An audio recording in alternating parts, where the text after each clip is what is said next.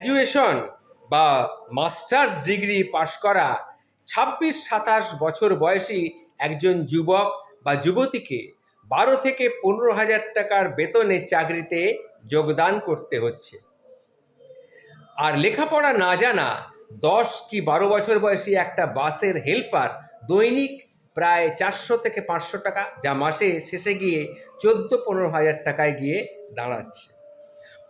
কেউ কোনো ফ্যাক্টরিতে ২০ বছর কাজ করলে তার বেতন হয় ৫০,০০০ টাকা। আর ২০ বছর লেখাপড়া করে যখন চাকরির জন্য যায় তখন তার বেতন হয় ১০,০০০ টাকা। তাহলে আমরা কোথায় যাব বলুন তো? স্কুলে যাব, কলেজে যাব, নাকি ফ্যাক্টরিতে?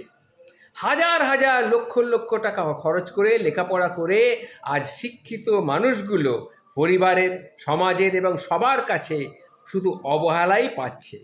রাষ্ট্র লেখাপড়া করার জন্য টাকা নিতে পারে, কিন্তু লেখাপড়া শেষ করার পর টাকা ফিরিয়ে দিতে পারে না। অনেকেই বলবে ভালো করে লেখাপড়া করলে, ভালো রেজাল্ট করলে ভালো চাকরি পাওয়া যায়। আসলে কি পাওয়া যায় বলুন তো? নাকি মোটা অঙ্কের ডোনেশন দিতে হয়? ভালো রেজাল্ট না করলে পাস দেওয়া হয় না কেন? রাষ্ট্র যদি শিক্ষিত মানুষের চাকরি দিতে না পারে, তাহলে রাষ্ট্রের উচিত স্কুল, কলেজ, বিশ্ববিদ্যালয়গুলোকে বন্ধ করে দেওয়া। তাহলে সন্তানদের লেখাপড়ার জন্য বাবা মায়েরা এত কষ্ট করতে হবে না, তাদের টাকাগুলো সঞ্চয় করতে পারবে তারা। চাকরির অভাবে পরিপক্ক ছেলেটা ২৮ বছর বয়সের পরও বিয়ে করতে পারছে না। অন্যদিকে বাড়িতে থাকা অবিবাহিত মেয়েটাও মুখ ফুটে কিছু বলতে পারে না। না পারছে তারা উপযুক্ত ছেলেকে বিয়ে করতে, না পারছে পাড়াপড়শিদের খোঁটা সহ্য করতে।